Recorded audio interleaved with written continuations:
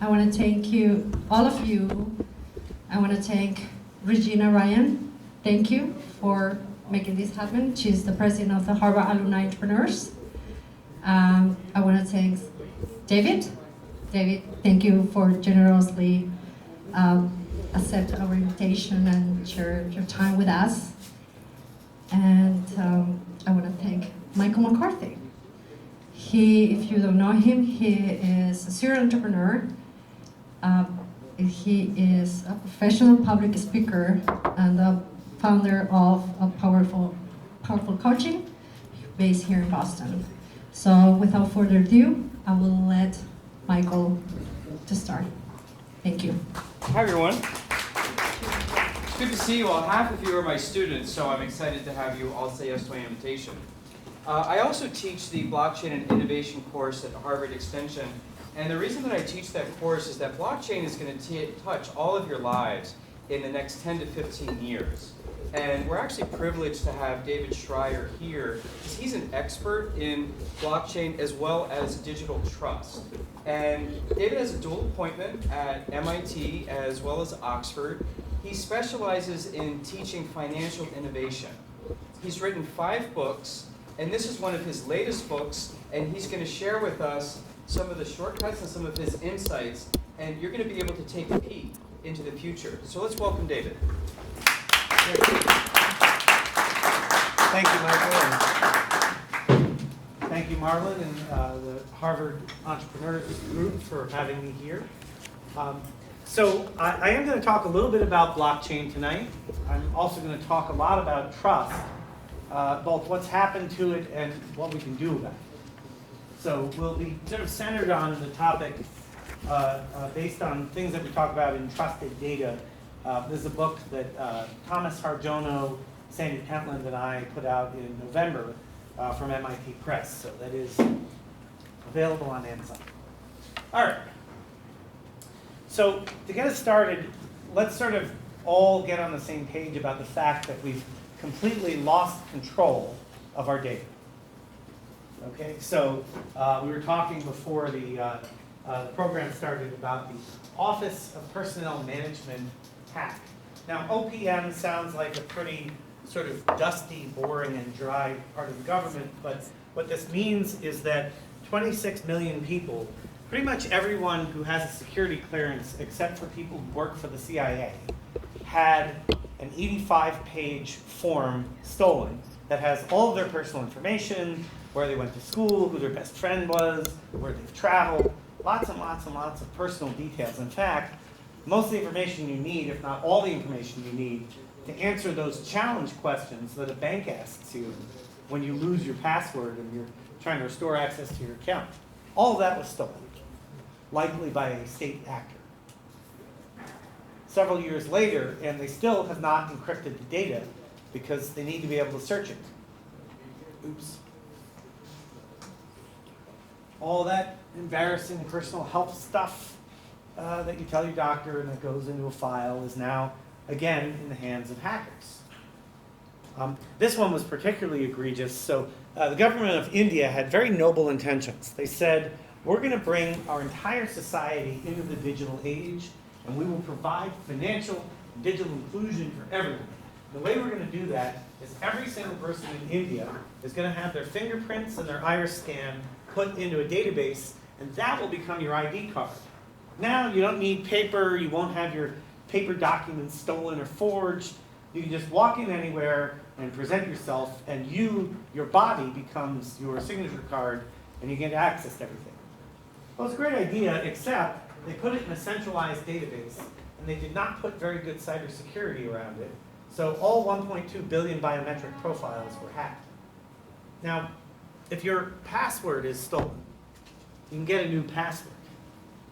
If your fingerprint file is stolen, you cannot get new fingerprints very easily. So there's a big problem there. Facebook keeps getting hacked. Every 6 months, I keep reading about another Facebook hack. There's another 540 million accounts compromised last year. It just seems to be a rich trove of information that Mark Zuckerberg has made available for the highest bidder amongst cyber terrorists. And the Equifax hack, this was a few years ago, so everyone, who here has a credit card? Okay, all of your information was stolen. So 140 million people, everyone with a credit file in the US, had their information compromised. But what was revealed recently, like within the last week, is that it was the Chinese government that stole it. So US military revealed this very recently. So by latest count, I think I even have to update this. I think it's closer to 6 billion digital accounts have been compromised just in the past 10 years or so. If you put something into a database, you have a very good likelihood that it will get stolen. So you may, who here saw the Kingsman movie? Remember the Kingsman? Yeah, so at one point there's a character who's chuckling to himself as he's writing in a notebook with a pencil. He said, this is the only thing that can't be hacked. He was a computer genius, and he was right. Okay, so once they've got that data, it has been readily weaponized. Would you care to guess in the last presidential election how many fake news impressions were delivered on things like Facebook and to a lesser extent Twitter? Millions? Okay. Billions. Billion, yeah. 1 billion impressions to 150 million US voters. If you voted in this country, you probably saw fake news. Whether or not that influenced your vote, harder to prove, but you definitely saw it. We're also doing a terrible job of responding to crisis. So there are 89 million displaced persons in this world, and they show up places with no identity papers, no trust in the system. They don't trust the old system they left, and they don't trust the new system they're arriving in. And if you look at what's happening with ICE, I speak from my personal opinion and not on behalf of any institution I'm affiliated with, I think it's abhorrent that this country, which was founded by immigrants, is now treating immigrants this way. There are also 1 billion people in the world who are simply unknown. They're mostly women and children. They have no legal identity in the eyes of government, which leads to trafficking and exploitation. What does this give us? Well, for one thing, people don't trust financial systems anymore. 2008 financial crisis led directly to Bitcoin. People said, I don't trust banks, I don't trust the government, I make my own currency. And the adoption rate for cryptocurrency, this is the number of accounts, both number of crypto addresses and number of entities that hold those addresses, has grown geometrically. The asset class, so just Bitcoin, between Bitcoin Classic and Bitcoin Cash, is $194 billion in market cap as of earlier today. This is out of nothing, out of nowhere. 200 billion of asset value was created. If you include other cryptocurrencies, it's even bigger. These are people who are rejecting conventional financial systems, banks, money transfer agents, and central bank currency, government currency. And they're saying, we're going to make our own money because we don't trust institutions anymore.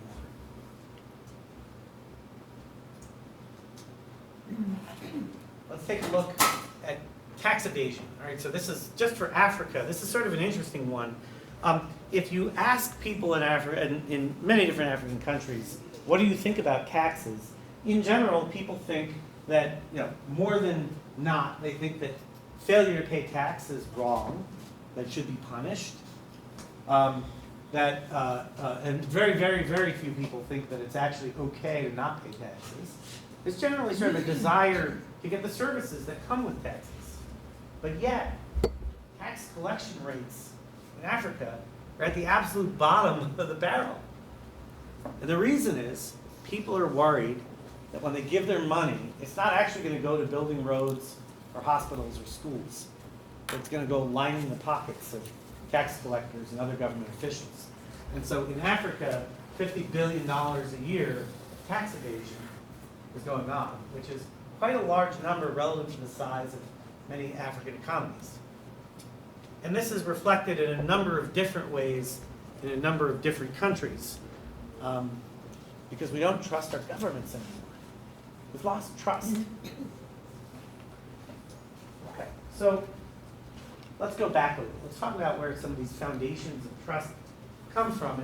And one of the core units of trust is essentially, your identity, your assertion of identity, the government's assertion of your identity, and how you communicate your identity to each other. Everyone here is wearing little name tags. You're self-attesting to them. You could have written, Kermit the Frog on your name tag. We would have perhaps doubted that, but if you just put Kermit down, we have no way of knowing if that's actually your name or if you are obscuring your identity. But, when we participate in civil society, we start to get into identity papers. So, although some would say that identity papers began before the birth of Christ, when the prophet Nehemiah needed to travel from one place to another, and King Artaxerxes I said, here, this scroll says if someone messes with you, I will bring my armies down upon them. But let's look at more contemporary identity papers. King Henry V in 1414 created this document of sort of safe passage, right? And candidly, we haven't really upgraded the technology since. That's still kind of how we identify ourselves with the government standing behind us. This is a system of trust between us and the government. The government trusts that we are not going to lie about who we are, and we trust the government is going to take good care of our identity information so we can then connect with other people who will trust us because we got this piece of paper from the government. So how do we get identity? Well, we're born. And our parents swear to the doctor, this is really my kid. I was there the whole time. This is actually my kid. And then the doctor fills out a piece of paper and sends it to the government. And lo and behold, you have a birth certificate, which then lets you get a passport, a driver's license, other identity papers. Now you're starting to get integrated into a network of trust. What are some of the identities we might have? Well, we show up at work, we present ourselves a certain way. We go shopping, present ourselves a different way. Right? Hopefully, when you walk in and you get it fitted for some clothing or you're looking to buy some candy, you're not presenting yourself the same way that you do when you show up to a meeting at work with an agenda. Can you imagine if you went to the cashier and said, okay, I'd like to call this meeting to order. First item on the agenda is to review the contents of my basket. The second item on the agenda is to tabulate the total. It's not going to happen, right? Once again, I hope that we present ourselves very differently when we're out socializing with our friends than when we do when we're shopping or at work. And for that matter, except for perhaps the very closest friends that you tell all your medical problems to, hopefully you're not telling your colleagues at work the same level of detail that you are telling your doctor about your medical conditions.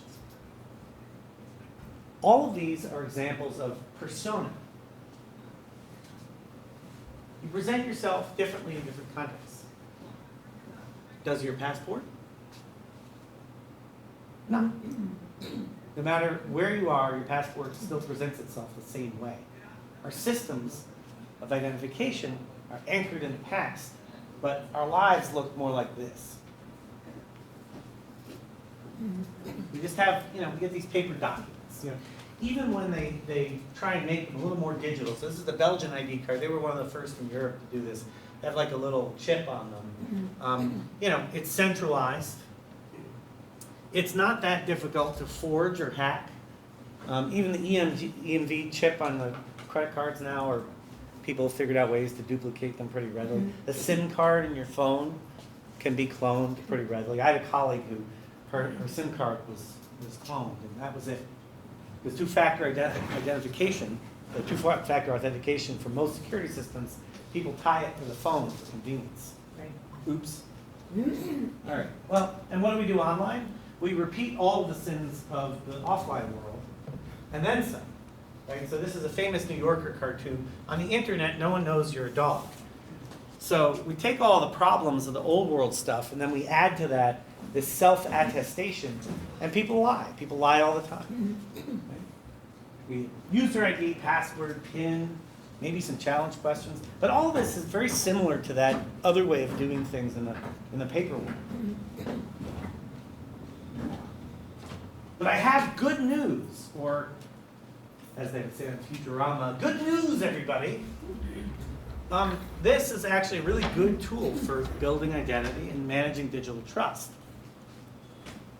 If you work it right? And it's ubiquitous. In this country, almost everybody has a cell phone. In some countries, they have 2 cell phones for every person. It's kind of mind-boggling, but so it is. Okay. So, we have a tool that can help us build better trust systems. But who are we going to trust?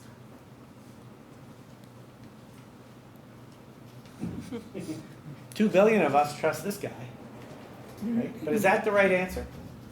How many people deleted Facebook? Wow, 1, okay. This is 1 more than I usually get. How many people know that Facebook owns WhatsApp? Okay. Now that they started branding it, they only started that like 2 months ago. They started putting Facebook underneath the WhatsApp login screen. But people are telling me, they're like, oh, I don't use Facebook. And then they use WhatsApp or Instagram or any other things that are part of the empire. And I don't want to pick too much on Facebook. This problem of who do we trust pervades a lot of these large platforms.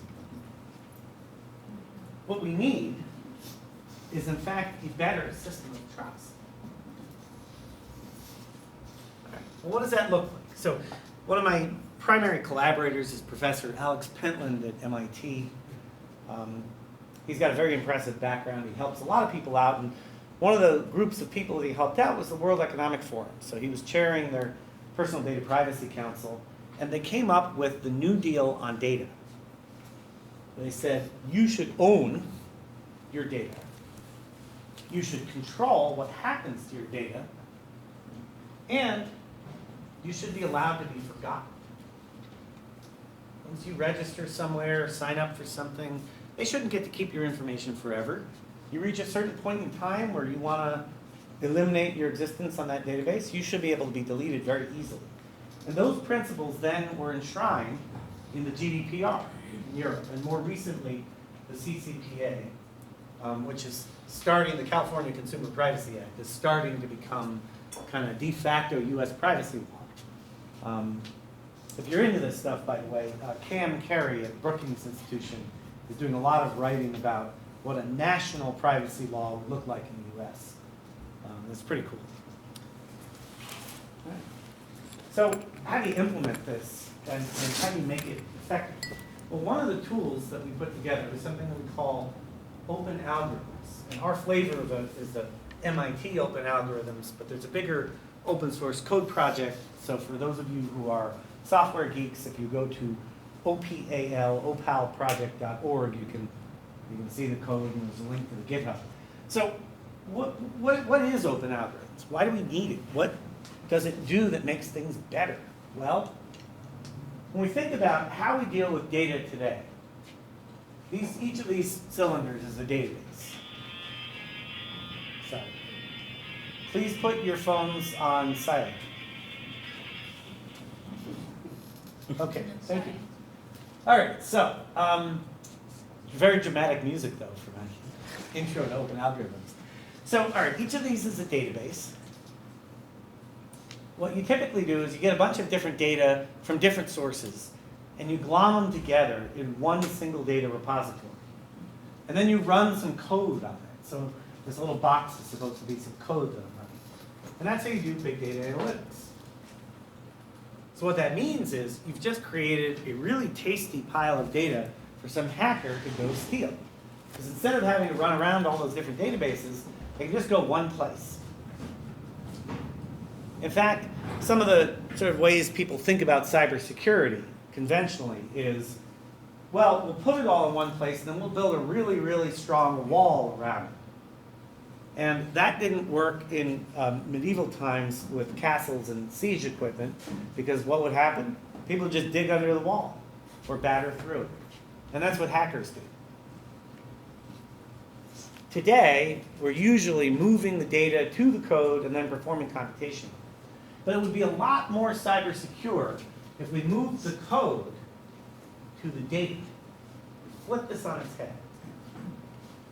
We create little bits of code and put it with each database, and it has some AI to it, and it acts like a filter. And there's a particular kind of computation, which I'll describe in a minute, that helps protect the underlying data.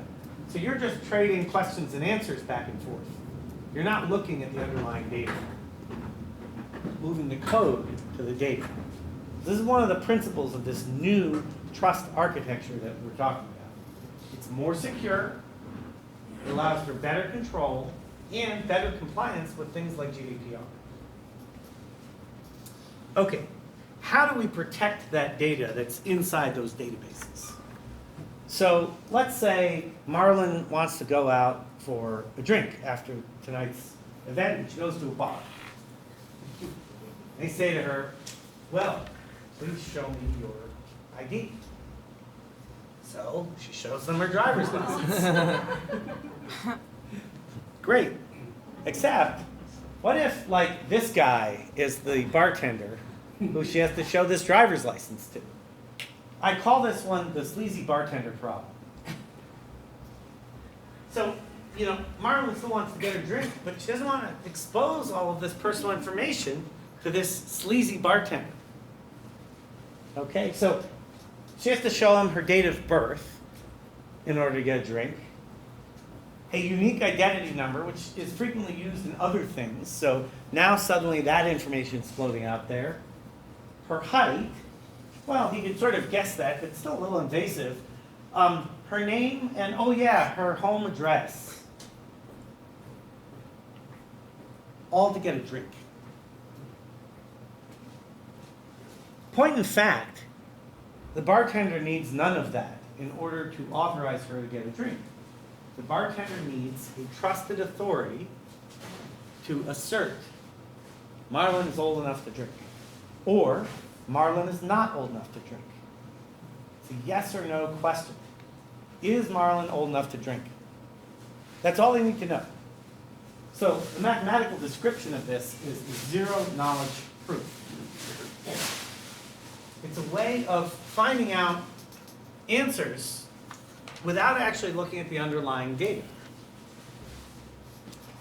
So it prevents data leakage, among other things, because you no longer have all those other pieces of information flying around. You've just got the yes or no answer. And in fact, you can tune this a little further to make sure that people don't try and game the underlying information. So instead, if someone were trying to figure out her date of birth, or year of birth, they could fire off a series of questions that says, was she born, you know, is she 21, is she 20, is she 18, is she 22, and keep trying to game it until they get the answer of what year she was born in. And so you can design these algorithms so that they protect against those sorts of efforts to discover the underlying data. So a lot more about this, I'm not going to dwell on this anymore, a lot more about this has been written by Shafi Goldwasser at MIT, but zero knowledge proofs are a way that we can now protect the underlying data, because when we go back to the original OPAL, what you're doing is you're making zero knowledge proof queries to those databases. Right? You're not saying send me all of your data one piece at a time. You're saying, is Marlon old enough to drink? Or a similar, you know, demographic yes/no question. Scroll through. Okay, so that's zero knowledge proofs. So you get answers instead of the underlying data. You use a blockchain to audit who's looked at my data.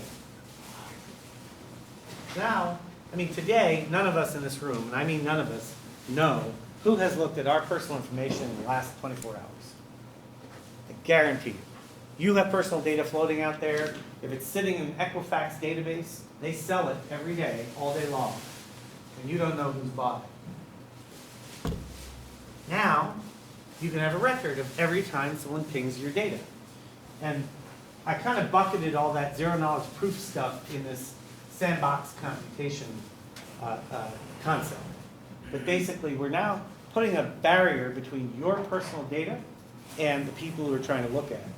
So the people you want to have look at it are able to do so. But that's not enough. Now we're going to do even more interesting things with it. So the concept that we talked about in the book called multi-party computation. And it's a way of getting fairly intricate answers out of all these different pieces of data while still preserving privacy and security. You can even do it on encrypted data. So what is multi-party computation? The simplest way to think about it is something known as the salary problem. So let's say you've got 4 people, and they all would like to know, what's our average salary? But none of them want to share their individual salary with anybody else. So 1, 2, 3, 4, and so 1, his salary is A, 2, her salary is B, 3, his salary is C, and 4, her salary is D. Okay? So what you're trying to get to is A plus B plus C plus D divided by 4. That'll give you the average. But how do you do that without having a third party that everybody trusts who can add it up for you, and without people sharing all of their salary with each other?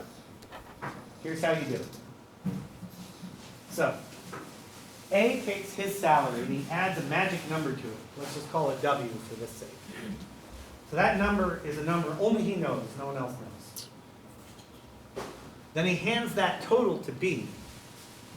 And B adds a different number that only B knows, and hands that total to C, who adds a different number, and so on.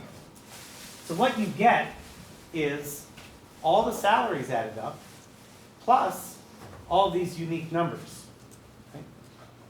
We're not there yet, but you take that amount and you give it back to person 1. What person 1 does is they subtract their magic number from it. And then person 2 subtracts their magic number. And person 3 subtracts their magic number. And person 4 subtracts their magic number. And what you end up with is A plus B plus C plus D. And then you divide it by 4. And now you have the average. A more complicated version of this is how we can get many complex complex interactions across databases to produce insights without revealing underlying data. Okay, so that's a simplified version of multi-party computation. The secure part is we encrypt all that data. And the clever thing is we can still get useful answers out without actually understanding the underlying data. So there's a company I invested in called Endor, which can take encrypted data. Let's say a bank sends them a file of encrypted data. They can look at it and they can say, here's a piece of data that looks like this. Here are a bunch of other pieces of data that look just like that first piece of data. They have no idea what the underlying information is. But let's say this is a customer profile, and the bank wants to find 50,000 other customers who look like this customer. Maybe they're a good credit risk. They want to offer more loans. Without knowing that it's lending or even a customer data, Endor is able to perform secure computation to tell them, here are patterns that match. So if you did that across multiple people, now you've got the multi-party part. It's pretty cool math. Once you've done that, here's what you can do with it. So you can combine things like healthcare data and telecom data and finance data without creating cybersecurity breaches, without creating a cyber nightmare. You can open up the potential for data markets where, I today personally have no way of taking all the data about me and putting it in one place and then doing anything with it. It's all in different pieces. There's some in my medical record that's at the hospital, and then there's some in one bank, and there's some in another bank, and then there's some other stuff on a social media website. This is a way of pulling all that information together in a useful way without actually compiling it into a single database. So what does that allow us to do? this new model of trust? Well, first of all, it opens up the possibility of personal data markets. What's that? Well, today, Mark Zuckerberg makes money off of your data. Wouldn't it be nice if you made money off of your data? Or decided, I'm not going to sell my data, I'm going to keep it private. Why might you want to make money off of your data? Well, let's say you wanted to get a new car loan. You could selectively reveal part of your data for 10 minutes to 10 different loan companies. And they could bid on who gets to give you a car loan. And then, when you've decided, all right, I'm going to go with you, you can take back the data from everybody else, and then you can give me a loan. And in exchange, you might give me a lower rate on the loan. That would be an example of a personal data market. We can make better digital identity, right? The Adahar system was a nice first try, but incredibly insecure. We can help ensure algorithmic fairness. We'd be able to compare how, because right now, a lot of lending and credit and security systems are using algorithms. And many of them have, well, they all have built-in bias. But now we have a way of comparing bias without a company revealing competitive information. There's something that we've been talking about, that we talked about in the book, called TradeCoin. So this would be a way for different governments to create their own currency to trade with each other more cost effectively without relying on the US dollar or the RMB. We could solve crimes more easily without breaching the privacy of innocent citizens. We could even discover drugs faster at lower cost. 50% faster, in fact, and at 50% lower cost. Part of the way we do that is today, pharmaceutical companies have massive troves. More than 80% of the data in a pharmaceutical company is dark data. Meaning, when they try and discover new drugs, 80% of the time it fails. They don't publish their failures. They only publish results when they succeed. So, if someone else wants to pursue investigating a certain disease, they don't know about all the failures, so they repeat the failures again. Wouldn't it be great if we had a way of sharing that information without creating problems for the shareholders and the competitive set for the pharma companies? This allows you to do that. And we could tackle humanitarian crises more effectively. Could create new ways of ensuring aid relief gets to the right people at the right time without creating undue exposure for people who need to be protected. So the book is called Trusted Data.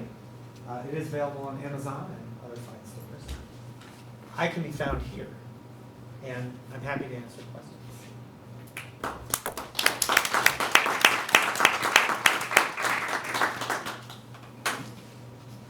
I'll start us off. So I love the idea. How do we go, like, how do we actually start this? So Facebook owns the data. Facebook has the data. Charles MGH has my health records.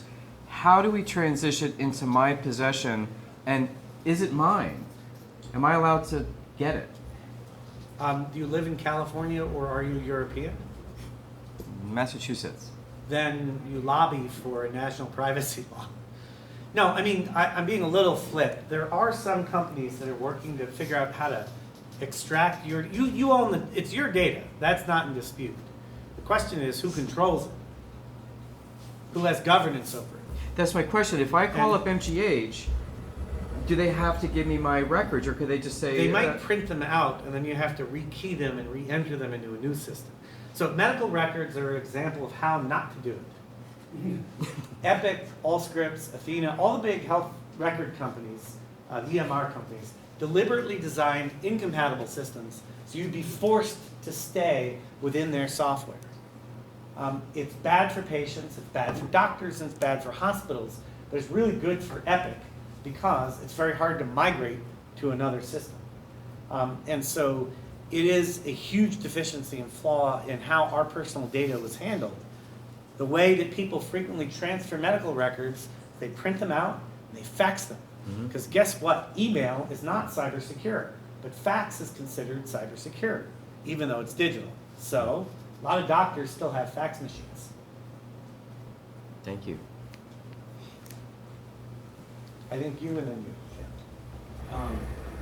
So I'm kind of like, I've heard. Say, people what's are- your name? Yeah, JC. Hi, JC. Hey, good talk, by the way. Thank you. Cash is going away, and cash for thousands of years was a good privacy mechanism. Cash is going away in some places. Go Right, on. but I'm just saying, like, the bank won't take cash in, and a lot of businesses won't take cash out, so it's being, by coincidence or on purpose, it's just there's less of it. So, is there a way to kind of return back to some of that and sort of look toward some offline privacy as well, and some way to sort of join in with that and be able to have protections there too? Yeah, I mean, so cash is in fact truly anonymous. Bitcoin is not anonymous. A lot of people thought it was. It's not. It's pseudonymous. But nonetheless, governments like India said, hey, we're getting rid of all of our cash. You have to use digital. There are a number of people, so we're in a weird transition period because, for example, there are a bunch of places where people are hoarding cash. Governments, I was just reading the article about this today, governments are having trouble figuring out where all the cash is going. It's not in circulation. Some people are probably stuffing it under mattresses. This then causes problems. So when Hurricane Dorian came through the Caribbean, it wiped out more than 90% of the net worth of the Bahamas because people were keeping money in cash under their mattresses. And when the hurricane destroyed their house, their mattresses, and flooded everything, that was it. It's gone. So Bahamas is going through a really interesting social experiment right now where they're going rapidly central bank digital currency to replace all of this like cash that there's no way to know how much was lost. So I don't think we are going to go back to a lot of cash. I do think there are some weird retrograde things happening like Bitcoin ATMs.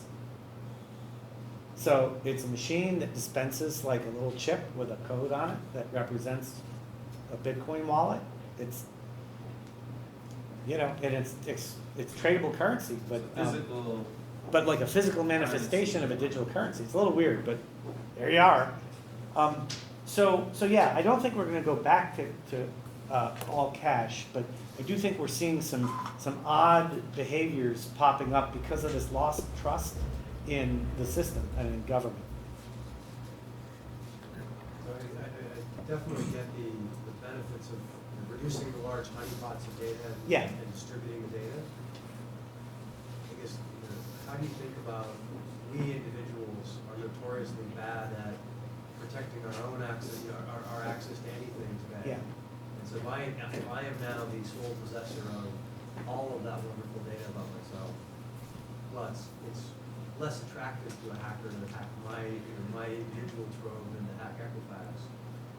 I'm also less likely to protect it as well as hopefully Equifax. So there's a difference between owning it and physically having it in your possession. Sure. But presumably I can Great access example. Sorry. it. Presumably I can access it. But you can access it. Yeah. So a great example is the ray stones. So in the South Pacific, you have these giant, like 6-foot stones made of limestone with a hole in the middle, and that is the unit of currency. And so they mine them on one island, and then it's the island of Yap is where they row them to, and that's your currency. And one of these boats, as they were rowing, it sunk, and so the stones at the bottom of the ocean. But everyone agreed that they knew it existed and knew it was down there, so it's still being used as a medium of exchange, even though it was physically down at the bottom of the ocean. So that metaphor helps us appreciate the idea that your data can be held in a third-party data custodian, but you still have governance over it in ways that today you don't. And so the big asset management firms, I think it's been announced, Fidelity actually announced it, are all putting tens of millions of dollars, if not more, into building data custodian businesses. Because they're saying, you might not trust the US government, but you probably trust Fidelity. But I still need to authenticate myself into Yeah, them. but they have better cybersecurity than you personally do. No. Unless you are in the 0.0001%, they have better cybersecurity than you do. Plus, you can go after them if they screw it up. They have good insurance. Yeah, I think there was one here and then, Yeah, how does this framework relate to what Tim Berners-Lee is doing at INRUPT and PAWS and all that stuff? Is it completely different? or is- parallel effort. Okay. Yeah. I mean, you actually worked with Tim, didn't you, on this stuff? Or, no, that was Beth. Beth. Yeah. You spoke to him. Beth. Yeah. I think you were first and then Mary. Yeah. No, he already asked this question. Oh, no, sorry. Did you get a chance? Yeah. Go ahead. Sure, yeah, so. I'm sorry to lose track. Yeah. That's okay. So I'm Nadia, I'm gonna play devil's advocate. Go ahead, hit me. So, What you got? so zero knowledge, I mean, this is like my kind of projection of this talk. Zero knowledge proofs and distributed data with, Mhm. where you can, through algorithms, Yeah. find the identity. These have existed for, like in computer science, for 30 years. Sure. But you're proposing a new framework for identity. If it's a new framework that is not congruent to the way the world is built today, Facebook's, banks, etc., you need to bootstrap it in some way, right? So how do we do that? You're talking about- I gotta jump in. I have to interrupt your assertion. GDPR mandates this. Not our framework Yeah, in yeah, but particular, that's a but some. law. That's a law. Yeah. But how do you then bootstrap a new world that is instantiated in this new framework? Okay. I mean, Well, you can say. You're kind of the law- asking the question of law how do you also get says- new standards The law adopted? also says do not steal and stuff like that. Uh-huh. It doesn't mean people don't do, like, Sure. like we have Facebook. But most of us don't steal. But Facebook is a way of life that exists, and our data is in the banks and has been stolen, and it's in medical records that go back Mhm. decades and so on. So how do you start with a new framework Mhm. to address all of these I mean, it's just massive. This is trillions and trillions Mhm. of dollars. So so- I'm just, sorry, maybe the question is, this is a way forward, but I understand algorithmically, but practically how? Mhm. Or is that just the theoretical side of it? That's my question. No, people are building businesses around this. In fact, people are building businesses around, like, this is like in their business plan. So people are trying to implement this.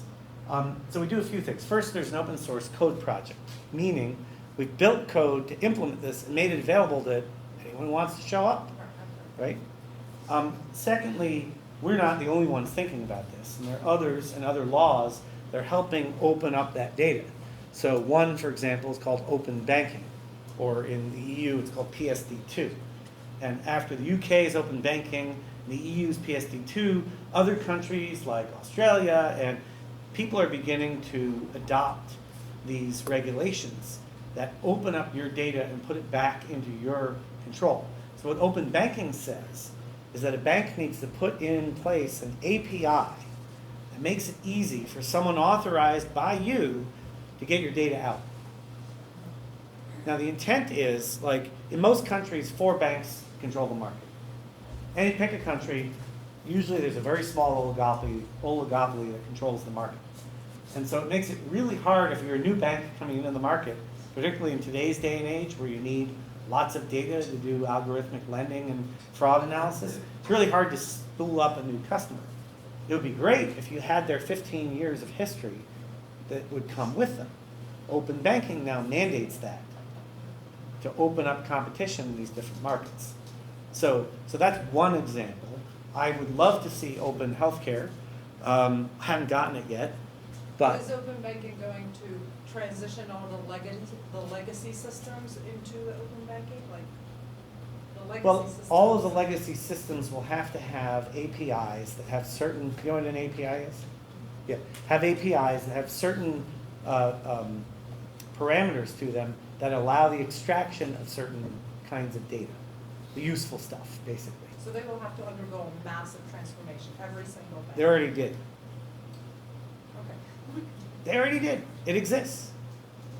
Those that are not compliant get fined. Now, they've had to kludge it because they have not migrated their entire bank to the cloud or even modern systems. But they still had to open up their data. Puts them at an interesting competitive disadvantage because if you're a bank that has a massive old school legacy infrastructure and some neobank comes in and ports all the valuable data into a new contemporary infrastructure, they have a huge advantage over you. You've still got your dominant market position, but the operating costs of a digital bank are 1/10 of a conventional bank. I'm an entrepreneur in the fintech space. I Okay, understand great. exactly what you're talking about. It Okay. hasn't happened yet. You're saying it will. I'm saying the competitive field is getting, in this country, no, this country is so screwed up on its fintech support.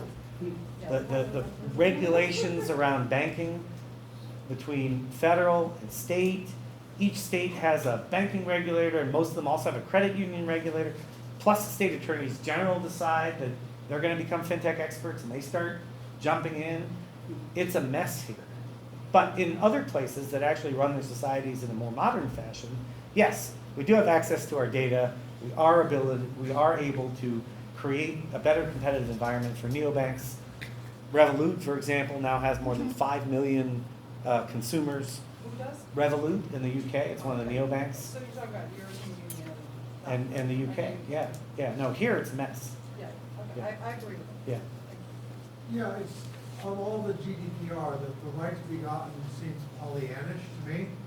We've got companies that we pay lots of money to identify individuals, and they have two individuals mapped to the same individual, or one individual mapped to two individuals. And it's also Facebook, and their cheapest means of storage is basically DVDs, so they have a lot of physical They've got photos. serious compliance challenges, you're correct. Well, not only a compliance problem, it's just a question of can you really identify that which actually represents me, the person, and nobody else, and my details and nobody else? Can you? Mostly, yes. Can they? Less so. I mean, there's, I would call this problem one that there are various solutions to that many people are able to implement. It's not perfect though. None of this stuff is perfect. And yes, there have been inadvertent deletions of people. And few databases have hard deletes. I'm sorry? Very few databases actually have hard deletes. Yeah, To implement it a has hard created some delete is a interesting tough problems, but problem. you can overwrite stuff. So that's a starting point at least. Just put X's instead of the actual information. But yeah, I mean, look, none of this stuff is gonna be perfect because it was designed and written by people, right? But this is better than the alternative. So today, in Europe, you can in fact have your Google search results scrubbed if you choose. Instead of having, slanderous information from a jilted lover floating around the internet forever, right? Prior to GDPR, people would just throw stuff up there. There's no way to get rid of it. Look at what's happening in this country with fake news about presidential candidates. It's getting published and they're refusing to take it down. Why? They don't have to. Freedom of speech. Well,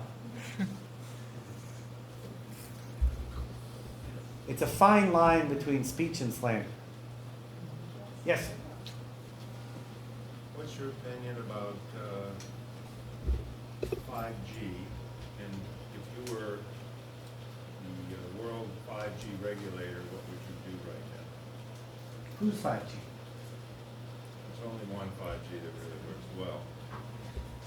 Who's 5G? For the rest of the audience, whose 5G are you Chinese talking about? 5G. Ah, What's okay. 5G? We didn't know. Huawei. Okay. Well, if you're the UK, you say it's the only one that works, so we're going to adopt it anyway. Right. If you're in the US, you're going to say we don't want them listening in on our phone calls, so we're going to stick with 4G. I think that we're running into a really interesting time in history. And by interesting, I mean like the Black Plague. That was really interesting. I didn't want to live through it, but So, like the ancient Chinese curse, may you live in interesting times. I think 5G is an example of, we've allowed permeability in our intellectual property for a very, very long time to such a degree, we being the US primarily, that we've created a country that has better IP than we do in a topic area.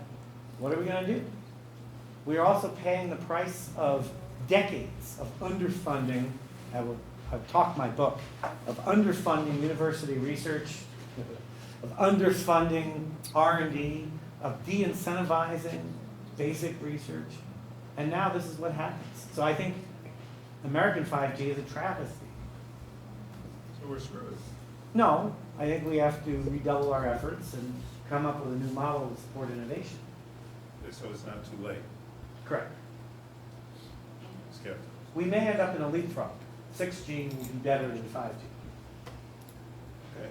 You shake your head, but look at Vietnam had crap for landline infrastructure, and then they got really good mobile. And they had better mobile than we do. Well, I'm old enough to have lived through a lot of these things, you know. Thailand went from no telephones to cell phones. Yeah. They couldn't have no telephone poles. Wait for quantum communications. It's working now at the lab level. That's going to be another game changer. That'll be 10G. Yes, in the back. David, thanks for sharing. I have a question based on what you mentioned before. So in terms of the personal data, you kind of like from your perspective, we can control and manage our data. We can decide. That's the aspiration, yes. Yes. So my question is, when we give or provide our data to someone else, it's kind of like out of our control, right? Even someday you kind of like 24 hours later, you give the data back to me, but it's not the original data. I'm not saying you're not going to, I'm not saying you create copies of your data. I'm saying you give selective permission to look at it. Yes, so. It's a different model. You don't create a copy of your data. You just let someone have permission to look for an X period of time. I mean, but how can we make sure they can protect our data once we give them? Well, first of all, in most instances, you're not actually giving the data. You're letting them query. You're letting them ask questions and get back answers. So, let's say all of the banks in the US agreed on a certain algorithm for credit. This is how we're going to measure someone's ability to repay a loan. That algorithm could sit on my personal data somewhere, and the bank would not be copying my data in order to make me a loan. They would just be asking, can I give them a loan? Right? They're sending a question. They're not actually copying the data. You follow me? Okay. Does that answer your question? Because now we don't have to worry about their ability to protect my data because they don't have it. This might be more of a fundamental question, but you talk about all this, no one has any trust in the government, no one has trust in Facebook. How do you think that we will start to trust these companies that will, in your eyes, manage our data? The data fiduciaries. Yeah, how do you get just a regular person to say, yep, that person's going to have, because we're doing it now. They're already doing it. Most people trust Apple more than Facebook. Most people trust UBS more than Facebook. Or the government. But in theory, Facebook didn't start off with watching some of it, they just did it because they could. Can you repeat your So the assertion was that Facebook did not start off wanting to sell our data. And my response to that assertion is Mark Zuckerberg knew exactly what he was doing in his dorm room, and there's a chat log that is famous because he was writing a note to a friend of his and said, he described his users as dumb fucks because they were sharing all of their data. Why? Because he intended to sell it. I mean, from its very inception, the plan was to make money off of your personal data. Yeah.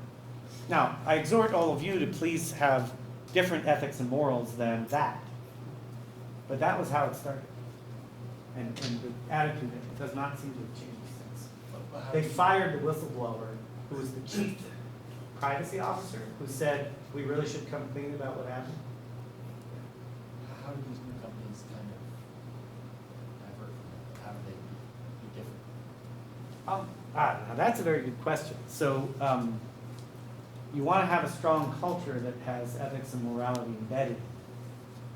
You make a face, but like some companies actually do. And we have to go upstream and we start to put more ethics embedded everywhere into an educational curriculum. Right? So when we taught data science on human factors data at MIT, 2 of the 8 modules were taught by ethicists. It wasn't just like well, you can skip this part. It was embedded into how we presented the information. Now, we weren't the only ones who teach this stuff.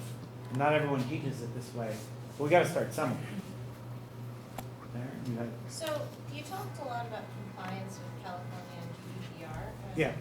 And then we talked a little bit about innovation here when referring to 5G. So one of the challenges that I see is when a company is a new company and a startup, they're obligated to follow some of these regulations. And it's extremely costly. There's very fraudulent actors setting up businesses to, I'll call it, play these startups. What challenges do you see for new companies and what other hurdles do you see for, I'll call it, entrepreneurs and innovators as it pertains to regulation that you're proposing be adopted elsewhere in the U.S. And in addition to a new method for identity? What challenges? So you're raising an important point, which is there was an unintended consequence of these wonderful privacy laws, which is it put an unexpected burden on small business. So we were discussing before the talk began, why don't we have AWS for privacy? QuickBooks for privacy. It's a business opportunity waiting to happen if it doesn't already exist. Help small businesses comply with the privacy laws. To a degree, you kind of have it already in that, in a parallel world in cybersecurity. I have a couple of small companies, and they get sort of a nod and a wave from people looking at cybersecurity compliance because they say, when they say, what is your cybersecurity like? I point to Google, and they say, oh, okay. Or Amazon, and they say, oh, okay. And so those kinds of outsourcing cloud-based services could be applied to privacy as well. And that could help. But does it exist in an easily accessible form today? No. Is it more challenging for a small company to, I'm going through this right now. I'm doing business with one company with University of Oxford, and their compliance section of the contract is longer than the contract. And it's cybersecurity, and it's GDPR, and it's CCPA, and Privacy Shield, and it's like, wow, we're going to spend more on compliance than the initial 3 months of revenue for this.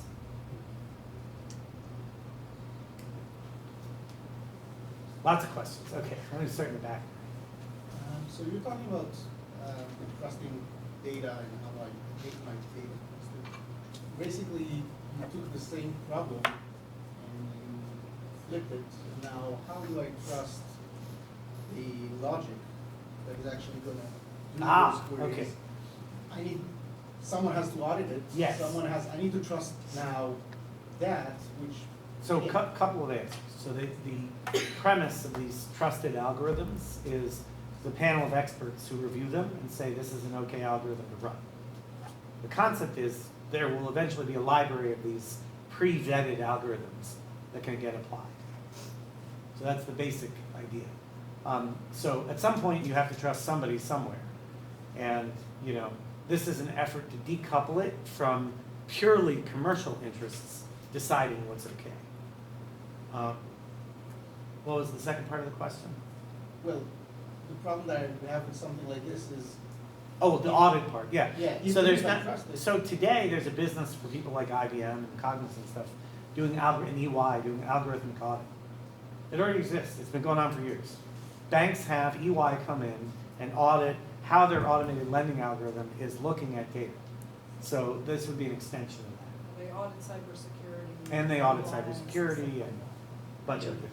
Yeah. Is there You had a question? Yeah, so the trusted entity that's holding everyone's data, I guess my question is analogous to China going into the OPM data just to steal it. What do you do if someday they go in and alter everybody's birthday and social security number? How do you know what truth is? Yeah, so this question is very acutely being felt right now in the election cycle because it is believed by a number of cybersecurity experts that Russia has successfully compromised voting machines and altered data. We definitely know they've compromised the machines. Hard to say if they've altered the data because a number of the states in question have destroyed all of the paper backups. Mysteriously, they suddenly shredded them the day before the audit. So, I believe, but I have no evidence that in fact some data was altered. So couldn't they put in authentication codes, They could do lots of things. I mean, here's an example. They've been testing blockchain voting. The idea is you use an app, you vote through your app, and it would be recorded on a blockchain. Cybersecurity experts looked at this and said, well, the blockchain itself is fine. The issue is no one has protected the app. So you can have a man-in-the-middle attack that substitutes a new screen, so you think you're pressing on candidate A, and your finger is actually pressing on the location marker for candidate B, because they altered the screen. So we need to sort of not just use blockchain, we also need to use good cybersecurity and some other things. But I mean, there are some answers to this. But paper backups are still pretty good. Shredding them is a bad idea. Do you have a question? No? Yeah, I have a question. You point about the personal data market. So when we talk about market, that's the economic structure. So from my personal opinion, I think if we talk about personal market, that's related to sell data, personal Buyers data, and sellers, or buyers, personal data. That's like criminal or server linked to the shadow. Wait, how did we get from personal data markets to criminals? You lost me. Are you asking how do we know that the buyer is a legitimate buyer? No, I think it is forbidden to sell personal data or buy personal data in any countries. Oh, back it up. GDPR creates the potential for personal data markets, that you personally control your data and you can decide to authorize someone else to sell it. And I don't know what you mean by it's criminal in most countries. In this country today, Mark Zuckerberg throws your personal data out into a market with a bunch of advertisers who bid against each other to buy that. And there are massive machine systems in what's known as real-time bidding that bid on the access to that information. And that is illegal behavior. Except in California, yeah. And It's called advertising. It's a $300 billion global industry. Buying and selling your personal so data. you look the development trend of this personal data market. It's quite big and continue to grow. It's big. What the new regulation is doing is putting more of it back into the hands of consumers. And realistically, to an earlier point, I'm not going to fiddle with selling my personal data for 3 pennies and 5 pennies at a time. I would put a set of instructions in place to my data fiduciary who would be managing on my behalf. So it's inverting who's benefiting. So now the benefit, my data is worth about $600 or $700 a year to Google and maybe $400 a year to Facebook. And now I can get that $1,100 myself instead of giving it to, and maybe I give a commission of 5% to my data fiduciary, but I'm not giving it to Mark Zuckerberg. That's what that would enable. We don't have it here, except in California, to a degree, but they do have it. The 500 million people in the EU have it. Are these real numbers? Is it now 450 million people? I guess it's 450. Are these Close real to it. numbers for the data, the price of data, personal data? Directionally, I researched it about 8 months ago, so I'm pulling it from memory, but order of magnitude. Like 500 a person? in a developed nation for affluent people. It's a lot less in an emerging market, might be $50 in, you know, Colombia. But yeah, around that. Okay. So, well, thank you all. We're good. Thank you, David. So we do have one announcement before we call it a night. Thank you. Come on up. Thank you. Yes. Oh, thank you. So I just wanted to thank Professor Shrier, Michael, and Marlene for organizing this event. A quick announcement for Harvard Alumni Entrepreneurs. I'm a member of the Harvard Alumni Entrepreneurs Boston chapter. We have about 14 chapters in the world, maybe 16, with 16,000 members. We do 6 to 8 events per year, and you're at one of them. And they are open to friends and family of Harvard, so it's not just Harvard alumni only. We try to bring in the entrepreneurship community with panels, workshops, networking sessions, etc. So feel free, if you're in this event, you are in our newsletter and you can opt out. But if you see a future event, feel free to sign up, and we hope to see you again. Thank you. And last final plug, I've read some of David's books. They're really easy to understand. So it would be a personal favor to me to buy some of his books because he did this talk for free, and we really appreciate the time that you spent with us tonight. Thank you.